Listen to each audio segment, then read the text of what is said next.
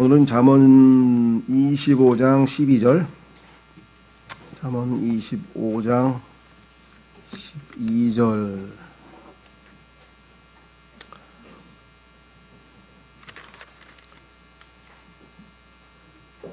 자, 잠언 25장 12절에 순종하는 귀에 대고 지혜롭게 책망하는 자는 금 귀고리 같으며 정금 장식 같으니라. 여기 보면은 같으니라 이런 표현이 나오고요. 13절에도 보니까 비유법으로 나오죠. 신실한 사자는 그를 보낸 자들에게 마치 수확대에 내린 차가운 눈 같으니 그는 자기 주인들의 혼을 시원하게 하느니라. 14절에도 같으니라가 나와 있네요. 누구든지 스스로 거짓 선물을 자랑하는 자는 비 없는 구름들과 바람 같으니라. 그래서 성경을 공부하는 가장 좋은 방법 중에 하나는 이 뭐뭐 같으니라. 영어로는 지금 as라고 하는 단어, so, 그 다음에 like 이렇게 해서 뭐뭐처럼, 뭐뭐 같이, 뭐뭐와 같은 이런 표현들이 집중적으로 나오는데 이것은 예수 그리스도께서 사용하시는 성경을 가르치시는 귀한 방법 중에 하나죠. 비유죠, 비유. 그렇죠? 예. 그래서 비교, 성경을 성경으로 비교하는 것도 우리가 하나님이 가르쳐 주신 방법이고 그 중에 하나가 여기 지금 나와 있는 것처럼 이렇게 비슷한 것들이 묶어놓은 비유, 또 반대되는 것들을 서로 대조시키는 것. 그래서 대조, 유사, 반복이라고 하는 세 가지 방법을 사용해서 하나님께서 무엇인지 가르치신다.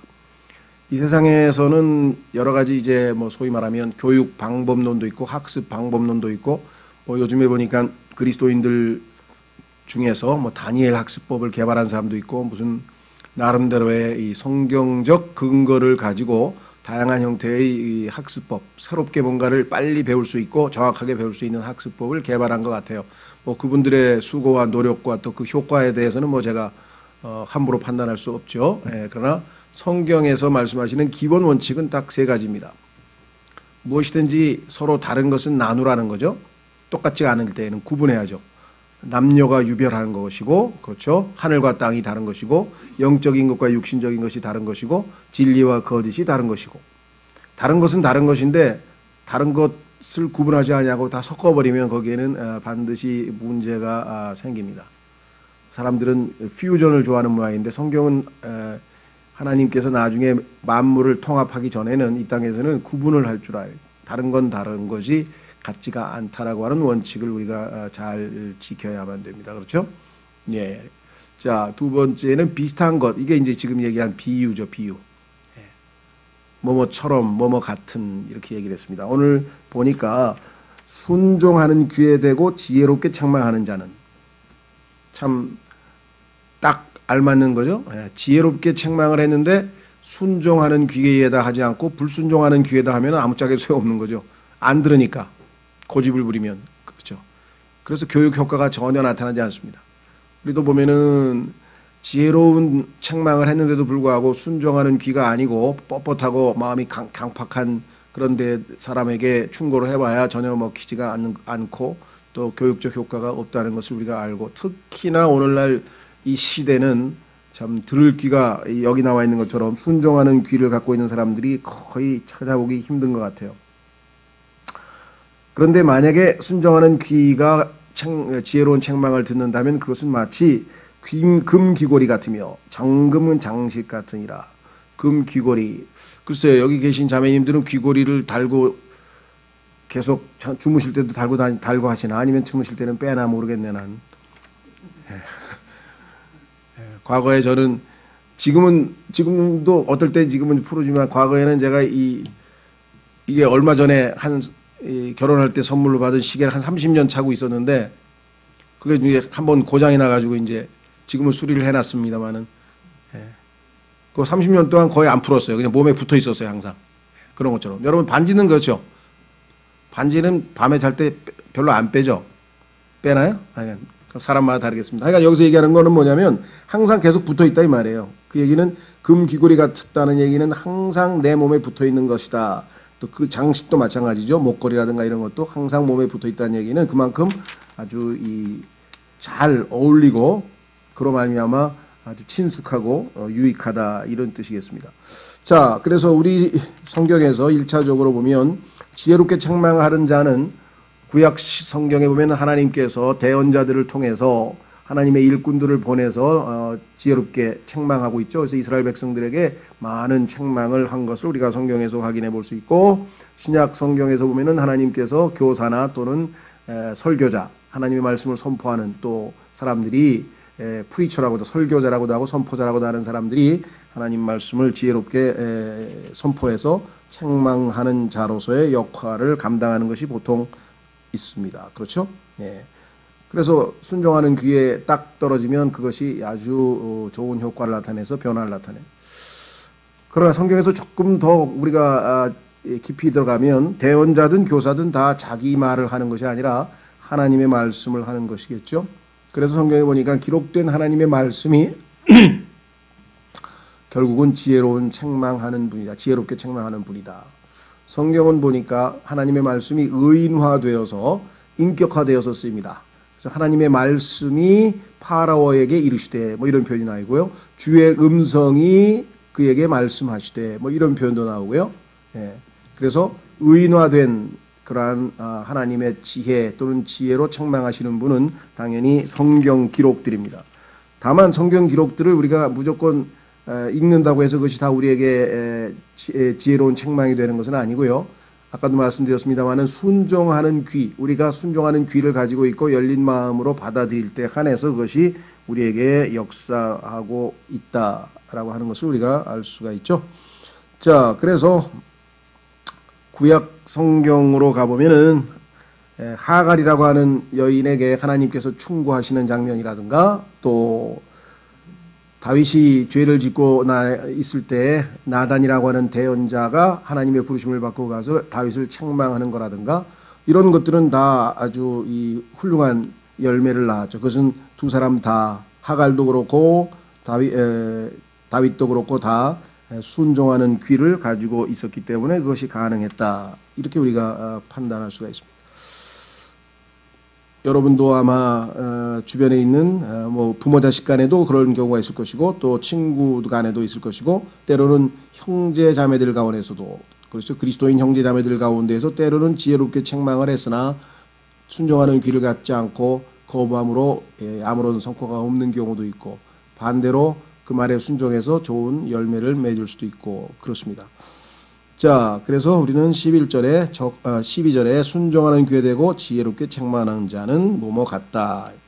13절에 신실한 사자, 여기서 사자는 보내심을 받았다, 이 메신저란 말을 쓴 거죠.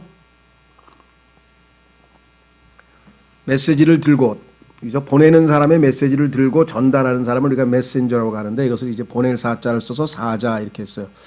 신약 성경에서는 이제 메신저라고 하는 말 대신에 사도란 말을 씁니다. 하나님이 보내신 자, 하나님의 보내심을 받은 자. 이렇게. 자, 누군가가 사람을 보냈는데 그 사람이 참 신실한 사자이기 때문에 그를 보낸 자들에게는 마치 수확대에 내린 차가운 눈 같으니 그는 자기 주인들의 혼을 시원하게 하느니라. 그렇죠? 뭔가 심부름을 시켰는데 그 사람이 역할을 잘해서 좋은 성과를 이뤘다. 그러면은 보낸 사람은 아주 속이 시원하겠죠. 상쾌하고. 그렇죠? 뭐 이건 뭐 상식적이죠. 사장이 사원을 시켰던 아니면 선생님이 제자를 시켰던 아버지가 자식을 시켰던 간에 보낸 사람의 속을 시원하게 해주는 부르심을 받은 사람, 정말 아주 아름다운 보기 좋은 건데, 그렇지 않은 경우가 뭐 종종 있죠. 일을 그르친다든가 이럴 경우도 있겠죠. 자, 여기 보시면 신실한 사자는 그를 보낸 자들에게 마치, 이것도 비유죠, 수확대에 내린 차가운 눈 같으니, 여기에서 내린이라고 하는 말은 사실은 성경에는 없는 말입니다. 그런데 이제 문장을 만들기 위해서 수확대의 차가운 눈, 그러니까 수확대의 차가운 눈 이렇게 하니까 조금 뭐라고 표현할까요? 약간 어색한 것 같아서 내린이라고 하는 단어를 말을 좀 문장을 가다듬기 위해서 무심코 썼는데, 사실은 이게 오해를 불러일으킬 수가 있습니다. 그게 무슨 소리냐? 수확철에 눈이 내리느냐? 안 내립니다. 왜냐? 성경에 보면은 수확철은 3번에 있는데요. 처음에 6월절, 소위 말하면 약 3월 말에서 4월 초쯤에 되면은 보리 수확을 합니다. 보리 수확. 그래서 이것을 우리가 초실절이라고도 하죠. 자, 보리수확이라고 하는 게 있고요. 그 다음에 50일 지나서, 즉 오순절이라고 하죠. 오순절 때쯤 되면 그때가 밀수확입니다. 밀수확. 그죠? 7월 초 뭐 이럴 때 되겠죠. 그 다음에 10월쯤에 가면은 마지막 장막절이라고 해서 수확절이라고도 하는데요. 본격적인 수확이죠. 메인 하비스트인데 그것은 다시 말하면 포도 수확입니다. 그래서 이 포도 수확하는 얘기가 계시록 14장에도 나오고 합니다. 그래서 이 수확철에는 당연히 눈이 내리는 때가 아니에요. 그런데 여기서는 너무 수확하는데 땀을 흘리고 힘이 드니까 그냥 시원한 냉수 한번 들이키면 얼마나 시원하겠어요. 그렇죠. 뭐 땀 흘려 일해보신 분들은 꼭 수확철이 아니더라도 자기가 뭔가 육체 노동을 해서 막 힘들게 지금 땀을 뻘뻘 흘리고 있는데 냉수 이게 얼음물을 그냥 한 컵 쫙 들이키면 아주 시원할 거 아니에요. 그건 뭐 상식적으로 너무나 쉽잖아요. 이해가 되잖아요. 그래서 이 당시에 이 사람들은 수확철에 땀 흘려 일하고 있는데 이 당시에는 눈을 저장해 놨다가 이 눈을 일종의 이 냉수 같이 사용하는 그런 이 문화적인 배경이 있기 때문에 이렇게 쓴 거예요. 그러니까 사실은 수확철에 눈이 내릴 리가 없겠죠. 그래서 내린이란 말은 오해를 사기가 좀 쉬워요. 그래서 요거는 이제 그냥 보통 사람이 읽으면 그냥 지나가지만 또 우리 같이 킹제임스 성경을 읽는 분들은 자세하게 보면 영어에는 없는 말인데 우리가 말을 자연스럽게 하려고 넣을 수는 있어요. 그래서 이태릭체로 쓸 수는 있는데 사실은 여기서 눈이 내린 건 아닙니다. 그렇죠? 예, 수확철의 눈 이렇게 하는 게 수확철의 눈 하는 것도 하나의 대안이 되겠죠. 어쨌거나 약간 그런 의미라는 것. 뭐 내용 자체는 어려울 게 하나도 없습니다. 시원하죠. 자, 성경에서 보면은 하나님의 마음을 시원케 한 사람들이 있었어요. 그렇죠? 하나님께서 보낸 일꾼들 중에서 하나님의 마음을 시원하게 했던 사람들, 모세도 그렇고 또 바울도 예수 그리스도의 마음을 시원케 하는 그러한 신실한 사자 역할을 했고 또 빌립도 성령님께서 보내셨는데 이디오피아 내시에게 제대로 된 사자 역할을 해서 구원을 이루고 또 역할을 감당했고 그래서 뭐 신실한 사자에 대한 얘기는 성경에 여러 예가 많이 나오죠. 그 중에 이제 대표적인 사람이 이제 침례인 요한이죠. 침례인 요한이 예수 그리스도의 앞길을 평탄케 하기 위해서 선두주자로서 등장한 것을 우리는 성경을 통해서 잘 알고 있습니다. 그렇죠? 예. 자, 그래서 예수 그리스도도 또 바울도 모세도 빌립도 다 신실한 사자였는데 그렇다면 우리를 예수 그리스도께서 우리가 예수 그리스도의 대사로 지금 이 땅에 하늘나라의 백성으로서 이 땅에 보내심을 받았다면 우리도 역시 예수 그리스도의 마음을 시원케 할 그러한 사자가 되어야 할 터인데 한번 확인해 보겠습니다.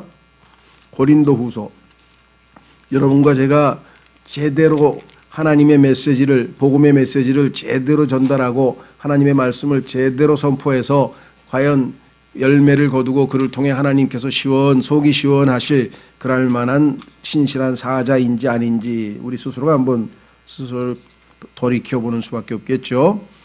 자, 고린도후서 5장 20절. 고린도후서 5장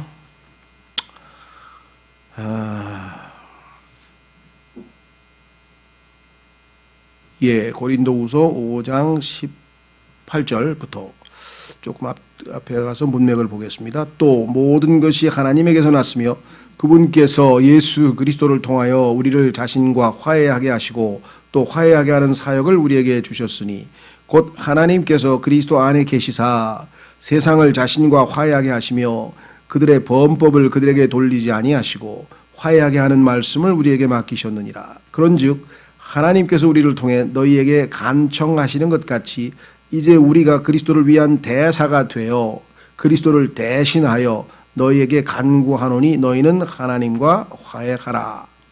자, 여기에서 지금 뭐라고 나왔냐면요. 그리스도를 위한 대사. 이게 이제 오늘날로 치면 이 국가에서 우리나라를 대신해서 외국에 보내는 그런 외교관을 대사라고 하지만 그런 의미에서 봤을 때 우리도 하늘에 있는 왕국에서 셋째 하늘에서 우리를 이 땅에 대사로 보내셨다.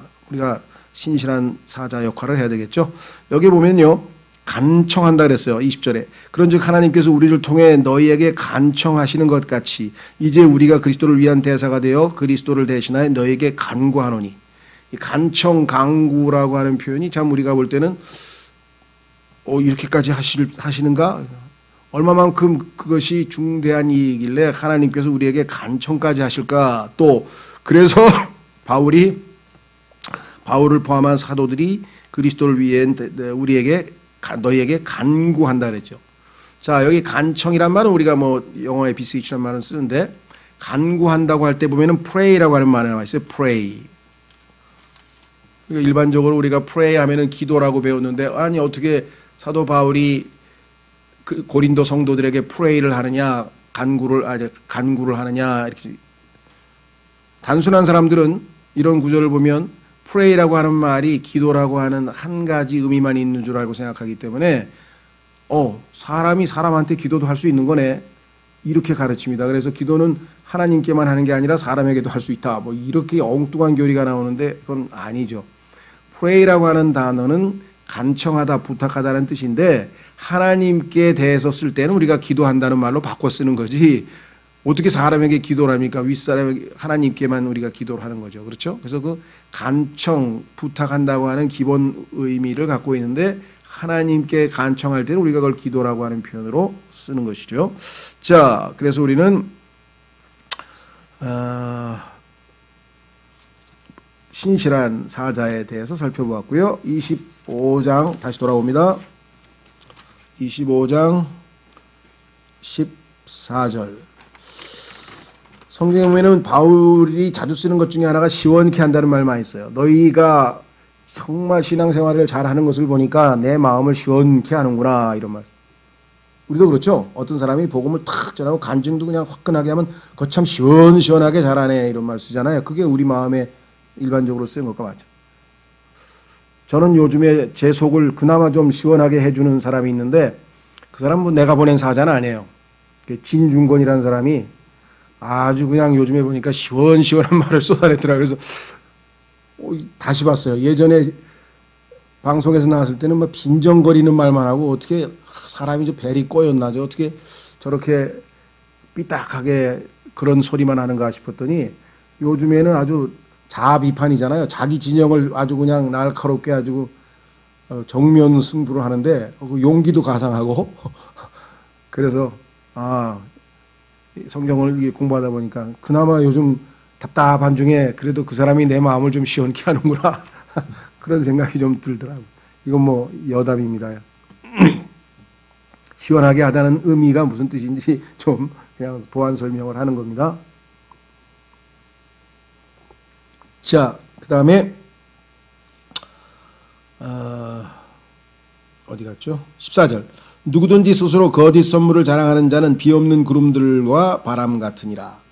비없는 구름들과 바람 정말 낙심스럽죠. 지금 막 가뭄이 져가지고 야 드디어 구름이 몰려온다 이제 비가 내리는가 보다 했더니 쓱 비 한 방울 안 내리고 지나가 버렸.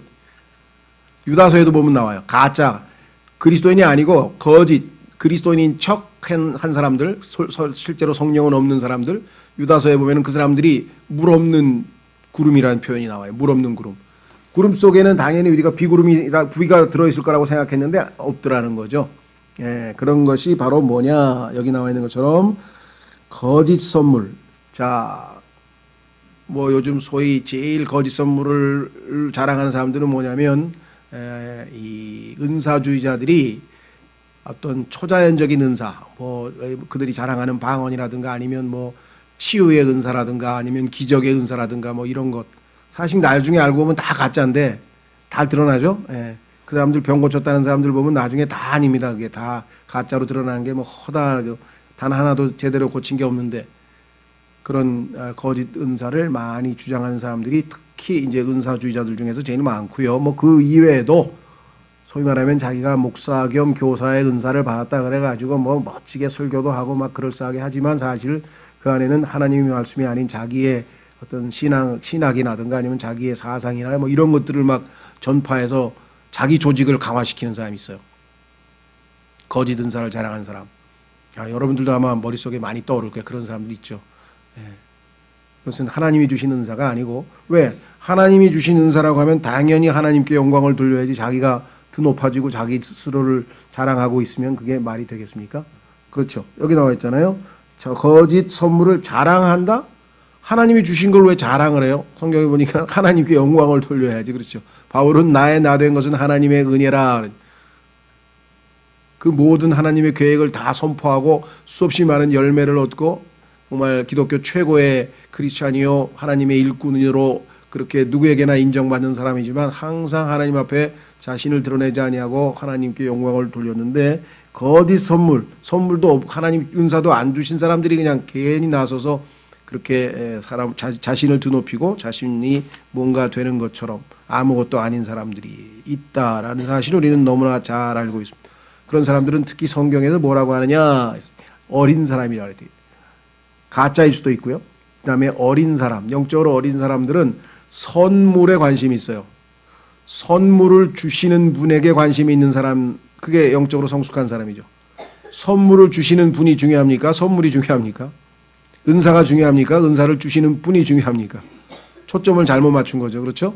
예, 그래서 여기 보시면 우리는 선물을 주시는 그분을 드높이고 선물 자체를 자랑하지는 않습니다. 더더군다나 주지도 않은 선물을 있는 것처럼 사람들을 속이는 그런 사람들이 얼마나 많으냐. 신문에 보면 방송에 보면 밤낮 그거예요. 자기가 하나님으로부터 뭘 받았는데 자기 말은 하나님이 직통 계시가 오고 뭐가 어쩌고 밤낮 그런 얘기 하잖아요. 그렇죠?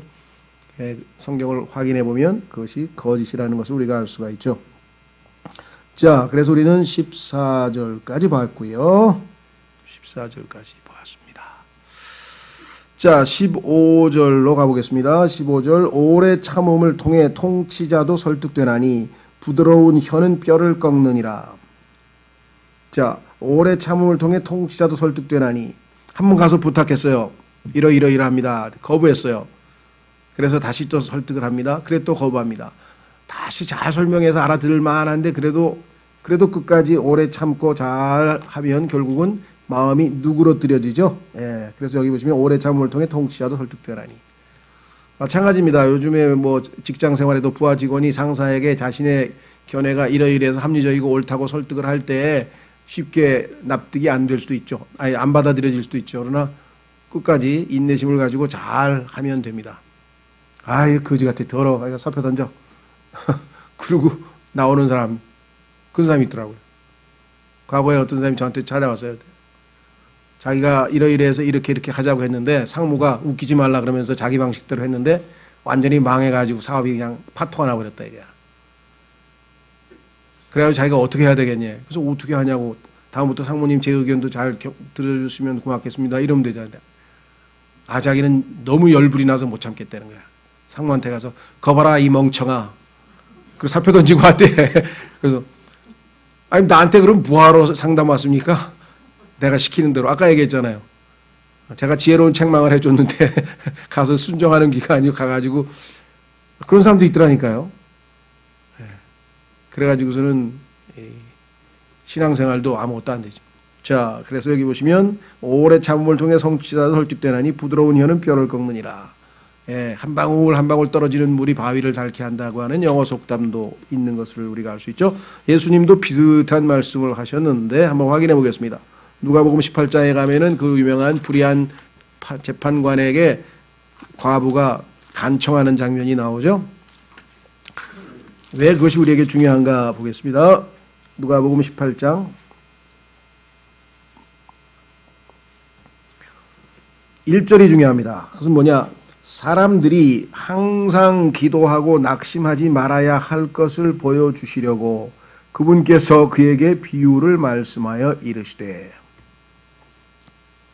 항상 기도하고 낙심하지 말아야 할 것. 예, 오늘도 하여간 어떤 분이 저한테 아주 낙심이 가득한 문자를 보내서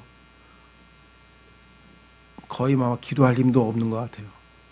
그러니까 아니면 뭐라 그럴까, 시련의 연속, 고통의 연속, 이게 벗어날 수 없으니까 계속해서 나중에 지쳐가지고 자기는 왜 하는 일마다 이렇게 되고 몸은 다 망가지고 이제 또 수술을 또 해야 되는지 아니면 직장을 그만둬야 되는지 막 그러면서 그냥, 물론 이제 기도 부탁을 하기 위해서 상황을 설명한 거겠죠. 정말 딱 하기가 이를 수 없는데 그렇다고 할 수 있는 일이 뭐가 있겠어요. 낙심하지 말고 기도합시다. 여기서 있잖아요. 사람들이 항상 기도하고 낙심하지 말아야 할 것을 보여주시려고 그분께서 그들에게 비유를 말씀하여 이르시되 어떤 도시에 하나님을 두려워하지 아니하고 사람도 존중하지 아니하는 한 재판관이 있었고 그 도시에 한 과부가 있었는데 그녀가 그에게 가서 이르기를 내 대적에게 내 원수를 갚아주소서 하되 그가 한동안 들어주지 아니하였으나 나중에 속으로 이르되 내가 하나님을 두려워하지 아니하고 사람도 존중하지 아니하지만 이 과부가 나를 괴롭게 함으로 내가 그녀의 원수를 갚아주리라. 하도 와서 쫄라대니까 이거 빨리 들어주고 내가 쉬어야지. 끝까지 할 판이 있는데 들어줄 때까지 할 거 아니에요. 그렇죠? 그래서 그렇지 않으면 그녀가 항상 나와서 나를 지치게 하리라 하였느니라 하시니라. 그럼 무슨 말씀입니까? 끝까지 기도하면 하나님도 들어주실 수도 있다. 그러면 하나님이 불의한 재판관이냐? 당연히 아니시죠. 여기서의 비유의 초점은 낙심하지 말고 끝까지 기도하라. 이게 끝까지 기도하라. 어떤 사람은 거의 이제 하나님이 바로 들어주기 직전인데 거기서 기도 그만둔 사람이 있어. 에이 이제 그만한다. 한 번만 더 기도하면 들어줄 건데. 때가 그렇잖아요. 물을 1cm만 더 집어넣으면 넘치는데 하나님께서 지금 딱 때를 기다리고 있는데 하나님은 자신의 계획대로 하지 우리의 요구한다고 하나님의 마음이 좌지우지하는 게 아니에요. 하나님의 뜻이 있고 하나님의 방식이 있는데 그죠? 여기 나와 있는 것처럼 자 그래서 다시 돌아옵니다. 잠언 25장 15절 오래 참음을 통해 통치자도 설득되나니 부드러운 혀는 뼈를 꺾느니라 그랬습니다. 자 16절 내가 꿀을 발견하였느냐 내게 족한 만큼만 먹어라 그것으로 배가 차서 내가 토할까 염려하노라. 성경에 보니까 꿀은 달고 좋은 거니까 먹으라 그랬습니다. 자 앞에서 24장 13절 가보겠습니다. 24장 13절에 보니까 24장 13절에 내 아들아 너는 꿀을 먹으라 그것이 좋으니라 벌집을 먹으라 그것이 내 입맛에 다니라. 그렇죠. 그리고 성경에 보니까 시편 19편에도 꿀과 벌집은 다 하나님의 말씀으로 비유되어 있잖아요. 그래서 하나님의 말씀은 꿀송이보다 달다 이런 얘기가 성경에 나오고 그러면 이렇게 하나님의 말씀을 우리가 많이 먹으면 좋은데 왜 먹을 만큼만 먹으라고 했을까요? 여기 나와 있네요. 족할 만큼만 먹으라 그래. 족할 만큼만. 그렇죠? 더 오바되면 어떻게 됩니까? 이제 소화가 안 되는 거죠. 배가 차서 내가 토할 거 염려하더라. 과식이라 그러죠. 우리가 보통. 아무리 좋은 것도 과하면 안 되죠. 그래서 적절하게 우리가 하나님 말씀도 공부해야 됩니다. 하나님 말씀을 그냥 머릿속으로 지식 속으로 계속 집어넣기만 하고 그것을 실천이 안 되고 가면 역시 이것도 소화불량이 되는 것이겠죠. 믿음도 하나님께서 우리에게 주신 분량이 있다고 로마서 12장에 얘기했습니다. 자기의 분량이 안 되는 믿음을 행사해서 그렇죠.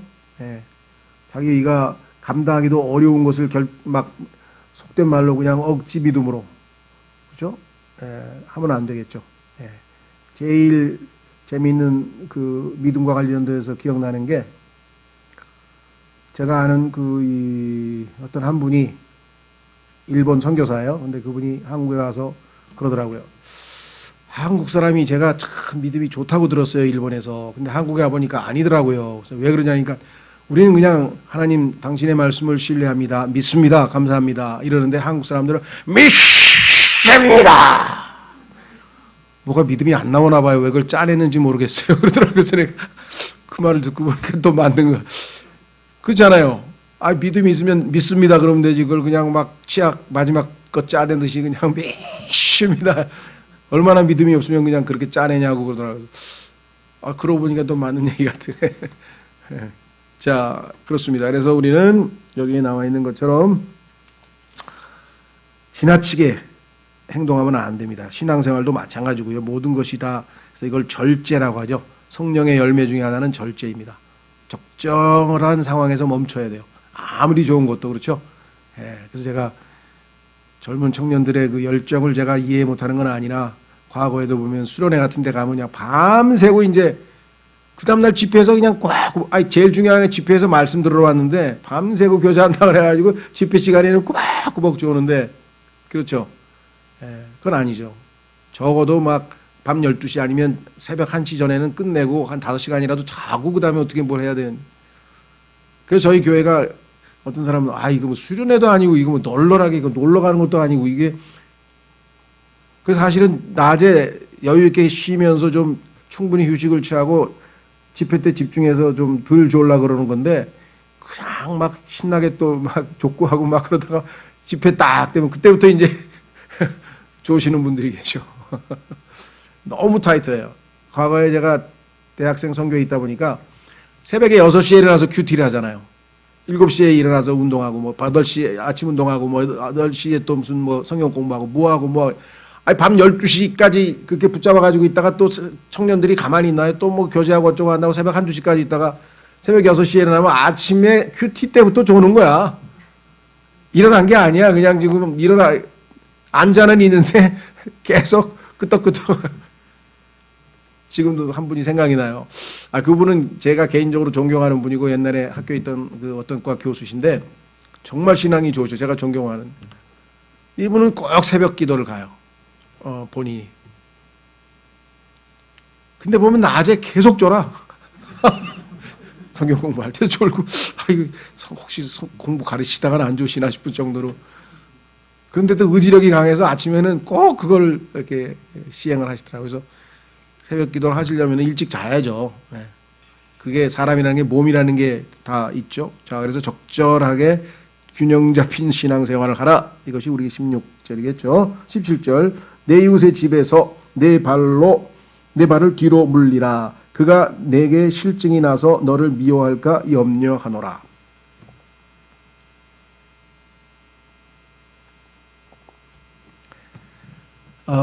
이 구절을 읽는데 그냥 제가 알고 있는 분들 두 분이 딱 떠오르더라고요. 그냥 몇십 년, 하여간 뭐 20년 이상을 그냥 막 언니 동생 하는 것처럼 붙어 살고 그랬는데 어느 날 그냥 막 둘이 딱 냉랭해져 가지고 만나지도 않고 도대체 이게 왜 그런가 봤더니 이유가 그거였어. 하여간 둘 중에 누군가 한 사람이 상대방의 집에 아주 제 집 드나들듯이 드나드는 거야. 그래가지고 그 상대방이 사생활이 도저히 안 되는 거야. 이게 막 느닷없이 뭐 예고 없이 막 들이닥쳐서 그냥 밥 달라 그러고 뭐. 가족처럼 친한 건 좋은데 그거는 개인의 사생활도 있고 그게 하루 이틀이지 그게 되겠습니까? 그리고 본인도 아니고 또 본인의 다른 식구들도 있을 텐데 그래가지고 결국은 그냥 막 완전히 뭐 그냥 냉랭하게 갈라서 버렸더라고요. 근데 그런 경우가 뭐 우리 주변에 뭐 자주 있잖아요. 너나 상식적으로 그렇죠. 자, 그래서 상대방에게 무슨 방문을 하거나 무슨 약속을 하거나 이럴 때는 상당히 미리 그 사람의 스케줄 또 약속 이런 걸 다 물어봐서 그렇죠. 그리고 어느 정도 시간을 낼 수 있는지 내가 한 30분에서 1시간 정도 같이 시간이 필요한데 괜찮냐? 그럼 상대방이 거기에 맞춰서 자기가 조정을 해야 되는데 그냥 한 번 가가지고 막 2시간, 3시간 막 일어설 생각을 안 하면 상대방은 벌써 뭐 불안초조해가지고 막 어떻게 핑계를 대서 내보내야 되는데 그걸 어떡하나 그래가지고 친한 사이니까 또 야 그만 가 그럴 수도 없는 거고 그렇죠. 그래서 여기 보시면 내 이웃의 집에서 내 발을 뒤로 물리라. 그가 내게 실증이 나서 너를 미워할까 염려하느라. 뭐 상식적으로 우리가 충분히 이해할 수 있는 상황이죠. 지혜롭게 행동을 하셔야 됩니다. 상대방이 친할수록 또 그런 것들에 대한 배려나 생각을 잘 해야 되겠죠. 자, 그 다음에 18, 19, 20 이건 어떻게 보면 삼중창 같네요. 잘 들어보십시오. 자기 이웃을 대적하여 거짓 증언하는 자는 요즘에 증언은 아니더라도 뭐 일종의 증언이죠. 이 SNS에서 댓글에서 보니까 막 거짓 증언을 해대 가지고 그것을 못 견뎠어요. 여기 나왔잖아요. 큰 망치요. 그 망치로 한 대 때린 거나 마찬가지예요. 칼이요. 그다음에 뾰족한 화살이니라. 결국은 살인 저지른 거예요. 그래서 죽는 사람도 있잖아요, 실제로. 그렇죠? 네. 이 사실이 아닌 것을 유포시켜 가지고 사실인 것처럼 알게 되면 그 다음에는 뭐 그것으로 인한 얼마나 큰 피해가 있는지 우리는 너무나 잘 알고 있습니다. 성경에서 10계명 중에 하나가 거짓 증인하지 말라는 얘기예요. 얼마나 그게 치명적이면 하나님의 계명의 10계명 중에 하나 들어가 있을까요?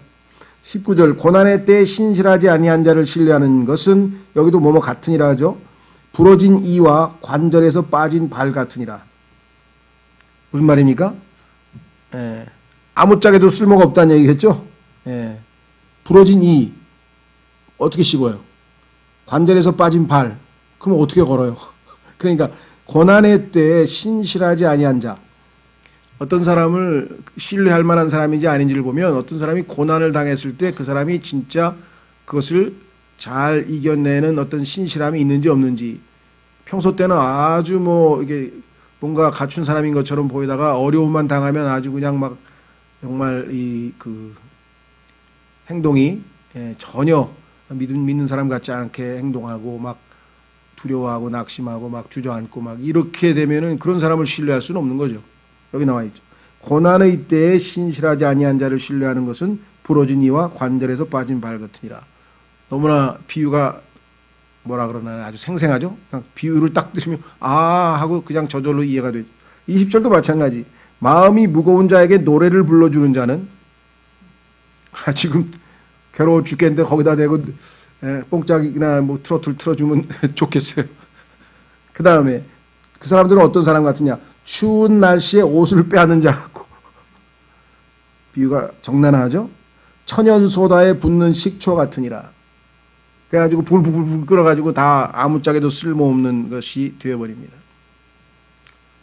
우리 속담에는 타는 불에 기름을 붓는다 그러나요? 그렇죠. 타는 불에 기름 붓는 거예요. 설상가상이라 그러죠. 지금 위로를 해주고 가서 잘 다독여줘야 되는 사람한테 가서 자기 신나는 노래를 불러댔다. 그러면 그거야말로 정말 격에 맞지 않은 일들이겠죠. 자, 그래서 또 뭐 타는 불에 부채질한다는 말도 있고, 하여간 뭐 비슷한 말들이 우리 속담에도 많이 있습니다. 그래서 우리는 18, 19, 20절은 어떻게 보면은 한 쌍이죠. 한 쌍. 삼중창이라고 할 수 있어요. 자, 그래서 우리는 오늘은 20절까지 했고요. 그 다음에 21절, 22절은 그 유명한 구절인데 우리가 신약 성경에도 인용되어 있는데 어디에 인용됐는지 그것만 확인하고 마치겠습니다. 내 원수가 줄이거든 그에게 빵을 주어 먹게 하고 그가 목마르거든 그에게 물을 주어 마시게 하라. 내가 그의 머리 위에 불타는 숯을 쌓으면 주께서 내게 보답해 주시리라. 어디서 본 것 같습니까? 예, 로마서로 가보겠습니다. 로마서 12장.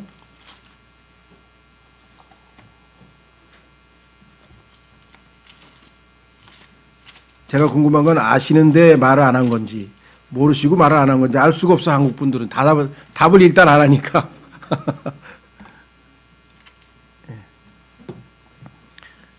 로마서 12장에 보면은 20절.